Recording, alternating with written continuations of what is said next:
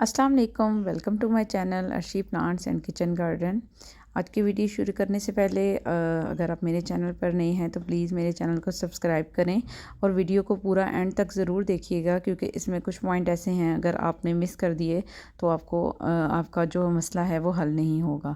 तो आज हम जो मसला हल करने जा रहे हैं वो ये है कि जो पौधों को दीमक लग जाती है या पौधों को जो कीड़े मकोड़े नीचे ज़मीन की तह में उसके जड़ों को जो है वो कमज़ोर करते हैं और रूट्स में जो फंगस प्रॉब्लम आता है, तो इस तरह के तमाम मसाइल का हल मैं आज आपके लिए लाई हूँ। और सबसे पहले मैंने ये ख़ुद तजर्बा किया अपने पौधों पर और उसके बाद मैं आपके साथ शेयर करने जा रही हूँ।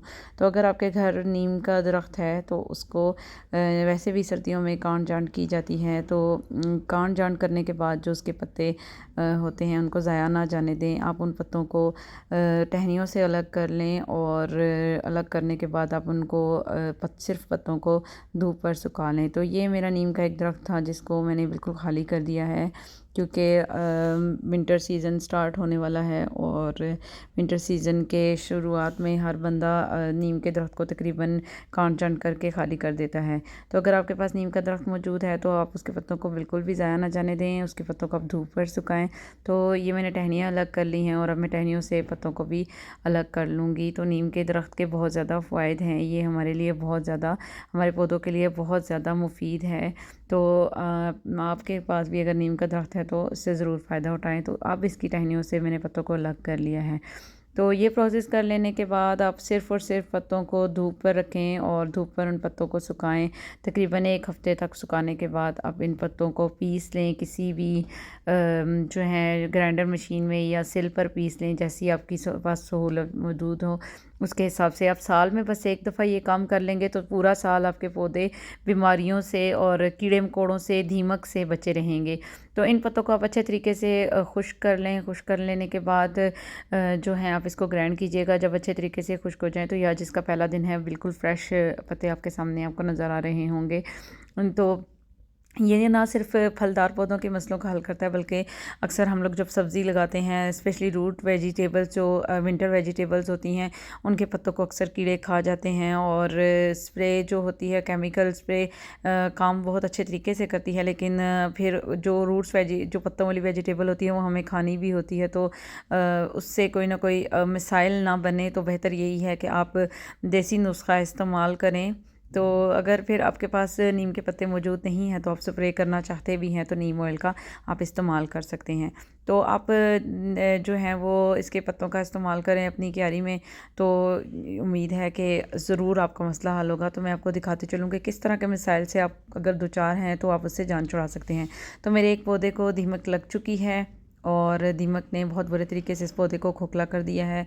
तो अभी ये पौधा हरा भरा है, लेकिन इसकी फ्रूटिंग में प्रॉब्लम आएगी। तो इसका जो मिट्टी है वो देख सकते हैं हम जगह जगह से बुरे तरीके से डैमेज हो चुकी है।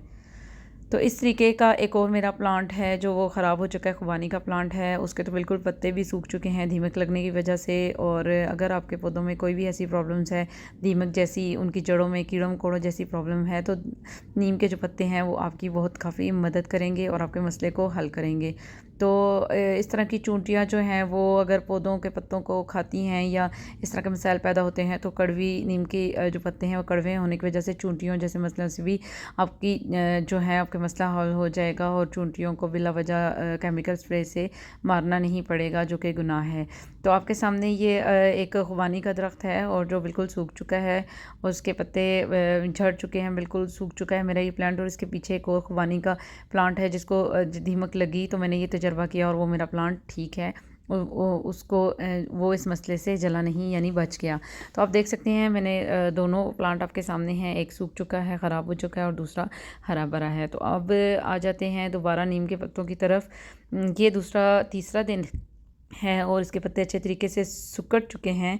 तो आप देख सकते हैं कि जो अच्छे तरीके से सिकुड़ चुके हैं, तो अभी 2-3 दिन आप इसको और धूप लगवाएं जब तक ये बहुत अच्छे तरीके से सूख ना जाएं। तो अगर जब आप किसी भी चादर में डालकर इसको जो है ना अच्छे तरीके से फैलाएं खुला खुला करके, ताकि अगर आप जल्दी सुखाना चाहें तो 2-3 दिनों में ये सूख जाएं। तो जब भी आप अपनी मिट्टी की तैयारी करें, यानी अपनी मिट्टी में आप गोबर वगैरह डालने की तैयारी करें, तो साथ में आप इन 3 चीज़ों का, जिनका बाकी की चीज़ों का मैं आगे जाकर जिक्र करती हूँ आपके साथ, अगर आप इन 3 चीज़ों का इस्तेमाल कर लेंगे अपनी क्यारी में, तो आपकी क्यारी नरम भी रहेगी, हर किस्म के कीड़े मकोड़ों से पाक भी रहेगी। आपके जो सब्ज़ी वाले पत्ते हैं उनको कोई भी कीड़ा मकोड़ा नहीं खाएगा, आपको केमिकल स्प्रे नहीं करनी पड़ेगी। तो मैंने इन पत्तों को थोड़ा थोड़ा करके ग्राइंडर मशीन में ग्राइंड कर लिया है। आपके पास जिस तरह की सहूलत मौजूद है आप उसके हिसाब से ग्राइंड कर सकते हैं। तो बस आपने पत्तों को थोड़ा सा ग्राइंड करना है, ज़रूरी नहीं आप उसको पाउडर बनाएं। तो आप देख सकते हैं कुछ इस शेप में मेरे पास पत्ते आए हुए हैं, आ चुके हैं। लेकिन अगर ये थोड़ा सा और ज़्यादा सूख जाते हैं तो ये बिल्कुल बारीक हो जाते हैं, लेकिन इतने भी काफ़ी हैं। तो इतने पत्तों का आप मिक्सचर बना लें। उसके बाद जो दूसरी चीज़ आपने इस्तेमाल करनी है वो है राख, यानी लकड़ी की राख को आपने इस्तेमाल करना है, ज़ाया नहीं जाने देना। लकड़ी की राख जो है वो आपकी मिट्टी को नरम करती है और कीड़ों के हमले से बचाती है। जिस मिट्टी में आप लकड़ी की राख का इस्तेमाल करते हैं उस मिट्टी में कीड़े नहीं होते, फंगस नहीं होता। तो ये फंगस से बचाने के लिए आपकी काफ़ी हेल्प करती है। आप देख सकते हैं कि ये कैसे वेल ड्रेनी आपको नज़र आ रही है। तो ये ज़मीन को नरम रखती है। अक्सर हम जो हैं वो नर्सरी से पौधे लेकर आते हैं तो उसकी मिट्टी काफ़ी हमें नरम नज़र आ रही होती है, वेल ड्रेनी नज़र आ रही होती है। हम समझते हैं उन्होंने गाची का इस्तेमाल किया है, नहीं, उन्होंने गाची का इस्तेमाल नहीं किया होता, उन्होंने राख का इस्तेमाल किया होता है। अब आ जाते हैं तीसरी चीज़ की तरफ, वो है बनाना पील, यानी कि केले के छिलके आप ले लें, उनको धूप पर सुखा लें अच्छे तरीके से, 15-20 दिन की धूप लगवाएं और अच्छे तरीके से सुखा लेने के बाद उनको ग्राइंडर मशीन में ग्राइंड करके आप उनको उसका इस्तेमाल भी पौधों में करें।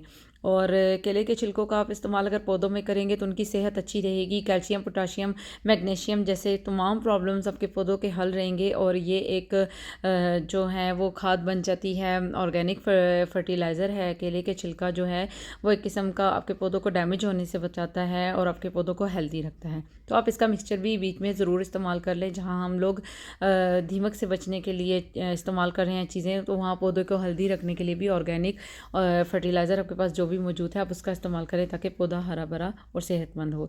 तो ये मेरी जो जगह है इसको मैंने तैयार कर लिया है, इसमें मैंने तमाम मिक्सचर डाल दिया है। और अब कहाँ पर कितना मिक्सचर डालना है वो मैं आपको बताती चलूँ।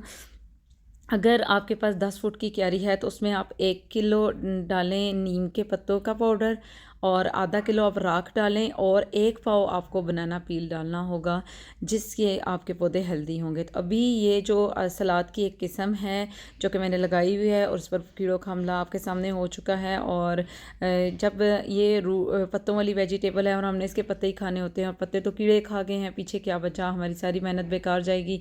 तो इस तरह के प्रॉब्लम से बचने के लिए आप ज़रूर इस नुस्खे को इस्तेमाल करें तो आप को ज़रूर फ़ायदा होगा। तो उम्मीद करती हूँ आपको मेरी वीडियो पसंद आई होगी। प्लीज़ मेरी वीडियो को लाइक करें, शेयर करें, सब्सक्राइब करें। अपनी दुआओं में याद रखिएगा। अल्लाह हाफिज़।